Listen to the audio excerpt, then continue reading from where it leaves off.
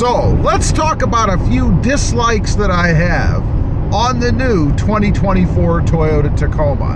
In case you didn't know, I bought a 2024 TRD Sport in Supersonic Red. It is a more base Sport. I didn't opt for any of these super expensive packages or any of that stuff. And let me say first off, I love the truck, but nothing is perfect, right? So starting off, pricing. You know, nobody likes to pay more money for anything, right? And we definitely have to pay more money for the 2024 Tacoma. Depending on your negotiating skills and the willingness of the dealership, it can be anywhere from MSRP on up to, I've heard as much as $10,000 or $15,000 over sticker, which is absolutely absurd. And I'm not talking about just things that have been added, like extra features and stuff to bring the price up. I'm talking about market adjustments, the extra money that dealers charge just for the privilege of you being able to buy the truck. That's absurd, and I would say if you run across any dealer like that, you should run. Ask them first if they'll get rid of it, but if they won't, don't give them that extra money. So pricing, the biggest thing I don't like about the new Toyota Tacoma. Secondly, this is a pet peeve kind of thing of mine, I guess. On the new digital gauge cluster, you can change things to different settings to be displayed and all kinds of different stuff. I seem to be a tire pressure junkie, I guess. I always want to know what the tire pressure is almost immediately when I get in the truck, right? What I have found, or not found so far, is a way to be able to make the tire pressure stay as a default on the gauge when I start the truck. Now, maybe it's ignorance, maybe I just haven't figured it out yet.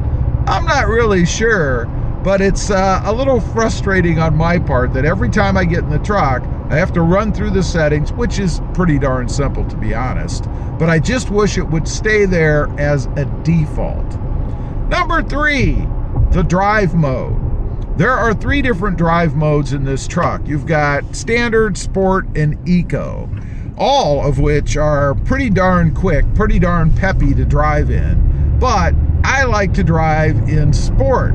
The truck defaults back to eco. Every time I get in the truck, it's on eco.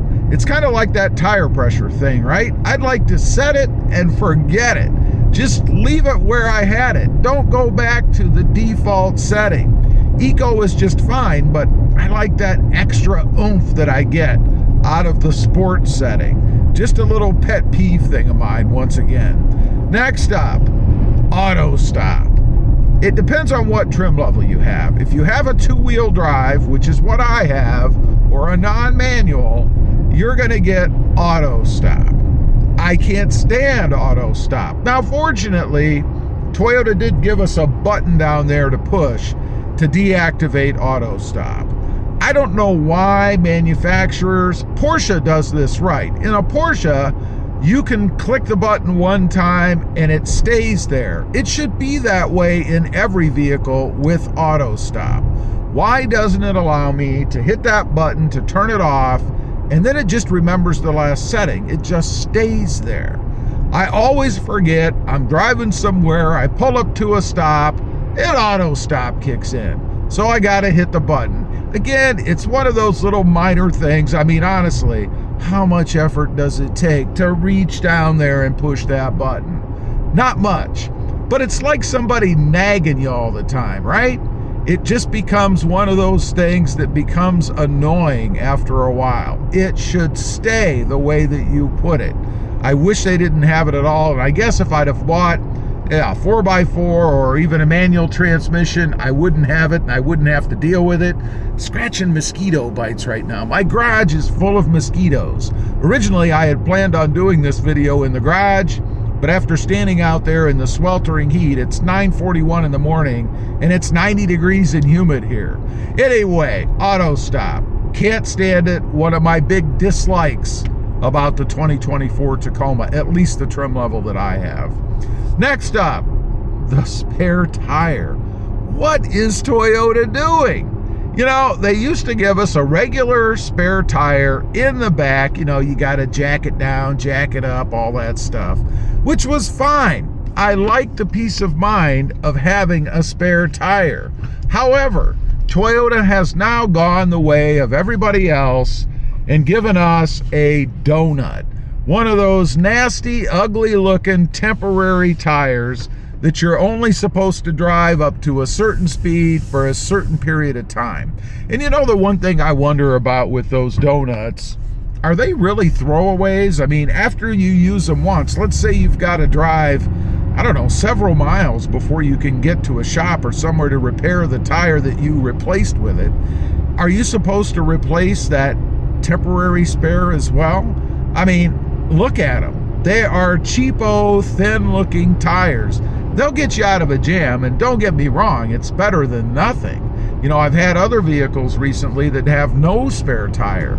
All they come with is that cheapo inflator gel junk that you squirt in your tire if you happen to have the exact right flat or failure, and then it ruins your TPMS monitor.